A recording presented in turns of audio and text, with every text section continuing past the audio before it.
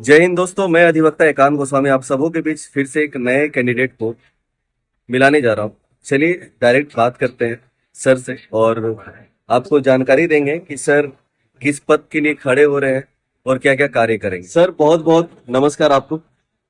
आपको भी नमस्कार सर आपके चैनल को भी मैं मुबारकबाद देता हूं और जितने भी लोग आपके चैनल को देख रहे हैं उनको भी मैं नमस्कार प्रणाम जोहार करता हूं। मैं राजीव कुमार अधिवक्ता सिविल कोर्ट धनबाद में इस 2025-27 के चुनाव में मैं असिस्टेंट ट्रेजरर के पद पर खड़ा हूं और जो 30 तारीख को चुनाव होने वाली है उसमें मैं एक कैंडिडेट हूँ। मेरे साथ 8 लोग हैं, हमें लेकर के मेरा सीरियल नंबर 8 है और बहुत विश्वास है पूर्ण आप अपने लोगों से पूर्ण विश्वास के साथ मैं मैदान में आया हूं और मुझे पूर्ण विश्वास है कि लोग हमारे अधिवक्ता बंधु हमें जरूर विजय दिलाएंगे और मैं अपने कर्तव्य का पालन सच कर सकूंगा।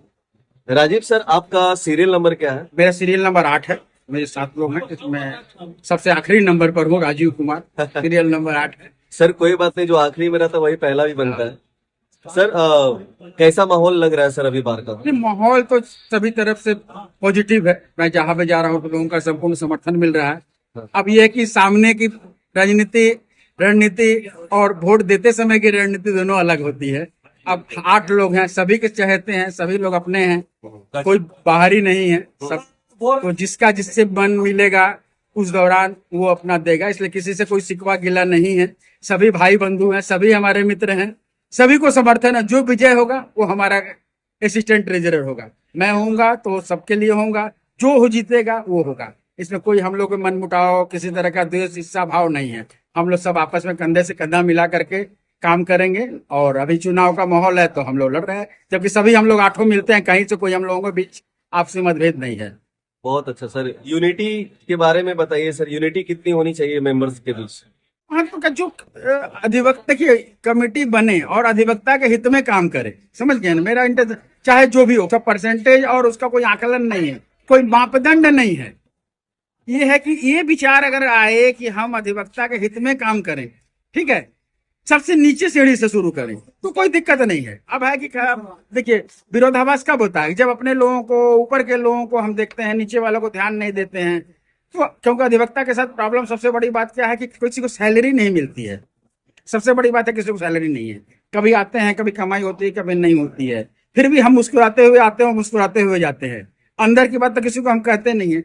इस दर्द को थोड़ा कमेटी जो आए वो समझे, या हम आए चाहे जो आए, ठीक है। बाद में जो भी हम लोगों का एक राशि आती है उस राशि में डेवलपमेंट का भी काम हो, हमारा स्टाफ मजदूर है उसका भी काम हो, और कुछ अधिवक्ता हित में जो वो नहीं है कि हम देंगे इलाज के लिए देंगे, नहीं, आप डायरेक्ट दीजिए ना भाई।